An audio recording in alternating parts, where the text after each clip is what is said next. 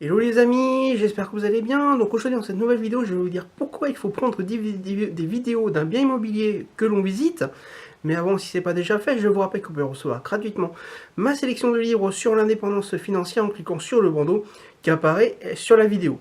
Donc effectivement, quand on visite un bien immobilier, on a tendance en fait à regarder partout pour dénicher les avantages et les inconvénients d'un bien.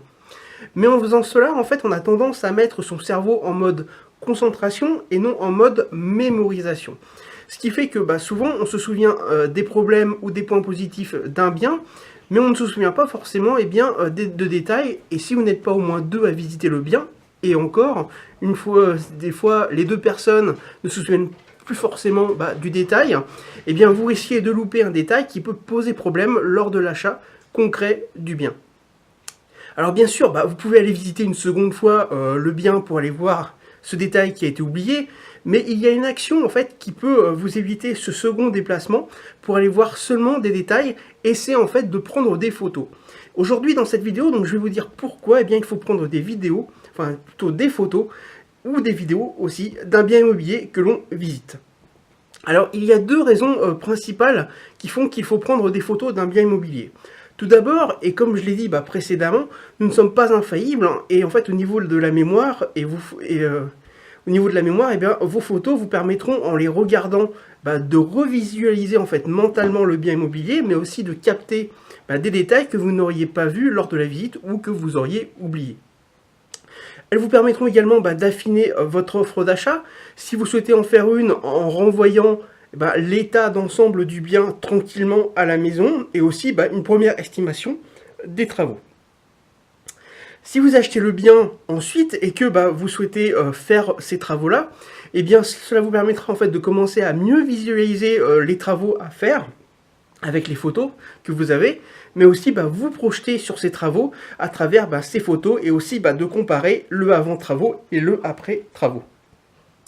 Alors la deuxième raison principale également est le fait que de pouvoir utiliser ces photos après l'achat du bien pour les utiliser pour la vente et la location du bien. Alors en effet, si vous décidez de ne pas faire de travaux après l'achat du bien, lorsque vous louerez ou vendrez le bien, eh bien vous pourrez transmettre ces photos aux potentiels candidats à la location ou à l'achat, et donc paraître plus professionnel à leurs yeux. Vous pourrez bien entendu en mettre quelques-unes sur vos annonces immobilières que vous posterez ou que vous postez sur internet. J'avais d'ailleurs fait une vidéo sur les avantages et les inconvénients de poster son annonce sur leboncoin.fr par exemple, que vous pouvez d'ailleurs retrouver en cliquant sur le bandeau qui apparaît sur la vidéo. Mais vous ne pourrez pas tout mettre et envoyer ces photos par mail. Vous ne pourrez pas tout mettre les photos donc sur votre annonce internet, mais envoyer ces photos par mail par exemple à des potentiels acheteurs ou locataires permettra en fait de faire une première sélection entre ceux intéressés à l'achat ou à la location avant qu'ils se déplacent, et ceux qui ne sont plus intéressés en voyant les photos, eh bien ce sera donc un gain de temps pour vous et pour eux, parce qu'ils ne se déplaceront pas, et vous n'aurez pas de temps à prendre pour des rendez-vous qui ne serviront à rien. Alors bien sûr, je ne l'ai pas précisé, mais bien sûr, lorsque vous prenez des photos donc d'un bien immobilier que vous visitez, bien sûr, demandez l'accord du propriétaire avant de commencer à sortir votre appareil photo, tout simplement parce que il est chez lui encore, et il ne souhaiterait peut-être pas que vous preniez des photos, mais s'il est d'accord, et bien là, prenez des photos.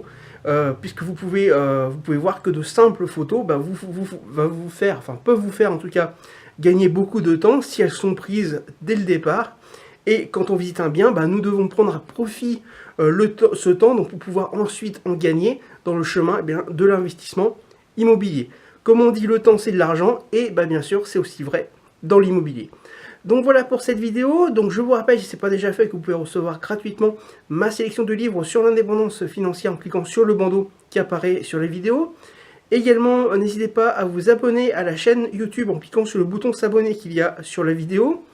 Également, dites-moi dans les commentaires si effectivement vous prenez déjà des photos lorsque vous visitez un bien immobilier que vous souhaitez acheter, ou si vous n'en prenez pas, ou si vous êtes pour ou contre ces prises de photos. Donc dites-le moi dans les commentaires.